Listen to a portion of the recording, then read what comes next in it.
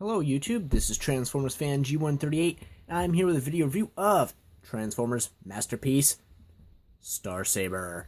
I was so excited when they announced this as the winner.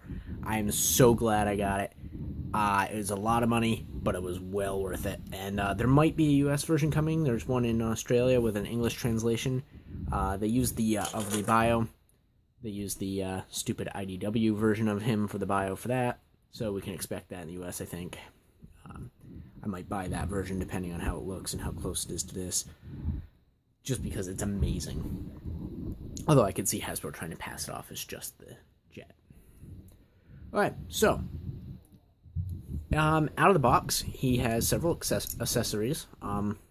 One being this extra handle, and two being this extra handle piece with an Autobot logo.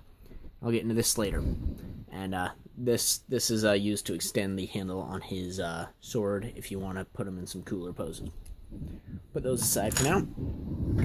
So, right off, notice that this has a stand, which is kind of awesome. It's got this nice translucent blue plastic in here holding it up on this kind of solid base. So, it really works. You got the front here, you can see in the cockpit the pilot. Overall, not bad. So very much like the original animation model. You have the wings in the back. And then if we spin around, you can see all of these thrusters are actually die-cast metal, which is really cool. And they all adjust and move just ever so slightly. So you can have some fun with it. In addition, it's got this nice little gun up here. This can detach if you don't want it. You can also put it in any of the other, well, kind of any of the other spots, more or less. There's some interesting ports here that are for screws, but if you look, they have the same triangular pattern, or the same hexagon pattern as you find on the rest. So I'm thinking, and they look very suspiciously placed. So I think we might find ourselves getting a Victory Leo in the future. Which, then I'll be really happy to have two of these. So, also, other feature, these things are there. The guns are die-cast here, by the way, so no worries about snapping these off. Underneath here, we have the missile pods, which we found in the animation. Always good to know. And they're on some weird kind of double-jointed thing here. So, when you pull them up like this, they actually, like, fold. So it's kind of cool. And then back here, I struggled, because this isn't in the instructions at all.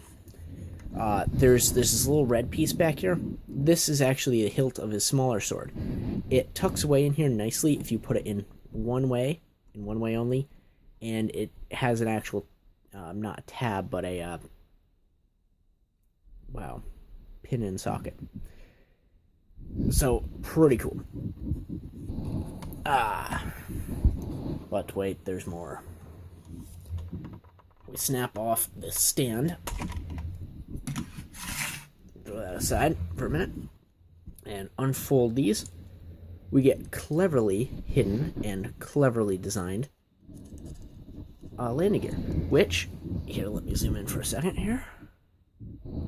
Have rotating wheels, which is phenomenal. When was the last time you saw that? Probably on another masterpiece, to be exact. And then these Autobot symbols pull up, and we have more rotating landing gear. Even better. But there is a downside to this. The way these are, unfortunately, when you go to set it down, the weight pushes these wheels back up and in. So you're resting on the red plastic instead of the wheel, which is unfortunate. And I find that a little bit disappointing. But overall, pretty cool vehicle mode, minus the landing gear. Also, these are die-cast. So overall, pretty cool.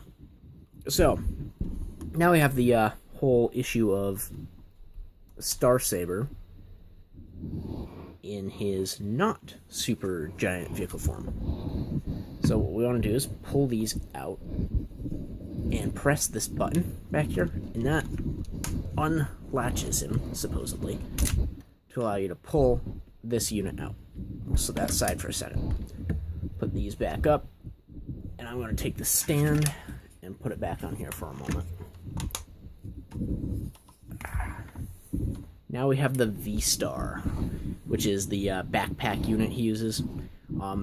Several times his little human his adopted son, John, whatever you want, Gene, depending on which translation or dub you're watching, pilots this on occasion to save his classmates in one of the episodes. So, pretty cool. Basically, it's a giant jetpack. And we have this. I'm going to fold down the wings, fold these up, and fold these down. And now we have Starsaber in his mini jet mode. This is pretty cool, actually. I like this one. It's nicely sized. It's a little bit bigger than the deluxe class Seekers. And if I had one of those in vehicle mode handy, I would show it off. Actually, I do. Give me 1 second.